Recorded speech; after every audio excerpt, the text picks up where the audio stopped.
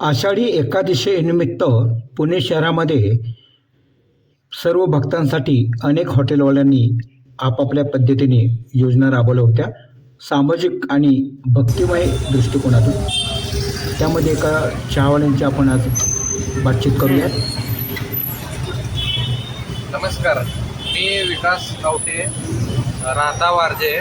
आपला Bru and Bloom cafe आहे सदाशिव पेठमध्ये. तर आज आपण आषाढी एकादशी निमित्त आपल्या कॅफेमध्ये जे सर्व भक्त आहेत त्यांना फक्त 5 रुपयामध्ये दिवसभर पूर्ण आपण चहा आणि हे दिलेलं आहे. आणि देवाच्या कृपेनं आम्ही ह्या आषाढी एकादशीसारखं दरवर्षी आपण असंच काहीतरी नवीन उपक्रम राबवू आणि भक्तांना जे योग्य प्रकारे सर्व्हिस देता येईल ते आम्ही सर्व्हिस देऊ. आणि देवानं दरवर्षी आम्हाला एवढी शक्ती देऊ दे की आम्ही असंच नवीन उपक्रम दरवर्षी आषाढी एकादशीला पार करू. धन्यवाद.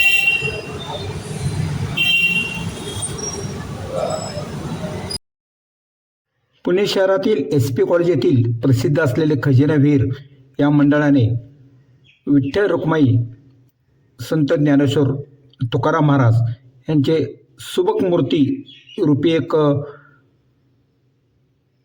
प्रतिकृती ठेवली गेली होती. त्याचं भाविकांनी मनोभावे पद्धतीने दर्शन घेतलं.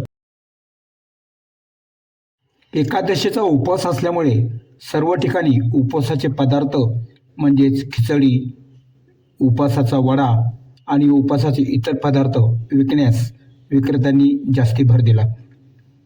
ज्या ठिकाणी मांसाहार किंवा शाकाहारी हॉटेल होते ते उपवासामुळे पूर्ण दिवसभर काल बंदच होते.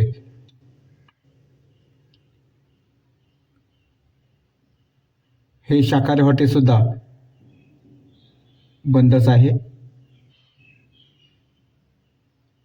यावेळी केळी आणि फ्रूट याला सुद्धा जास्ती डिमांड आणि मागणी होती. डीमार्ट असू दे किंवा कुठलेही सुपर शॉपे असू दे, पण रस्त्यावरती खरेदी करण्याचा आनंद काही वेगळाच असतो. अजूनही खेळण्याची आणि घरगुती वस्तूंची विक्री करणारे हे विक्रेते आज आपल्याला लक्ष्मी रोडवरती दिसतात. घरातील लागणाऱ्या उपयुक्त गोष्टी या ठिकाणी विक्री केल्या जातात.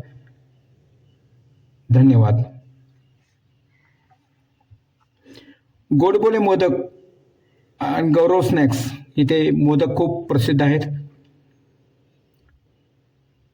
खजिनावीरच्या विठ्ठल मंदिरात भाविकांनी अशा पद्धतीने गर्दी केली होती. छोट्यापासून मोठ्यापर्यंत सर्वांनी विठ्ठलाचं दर्शन घेतलं.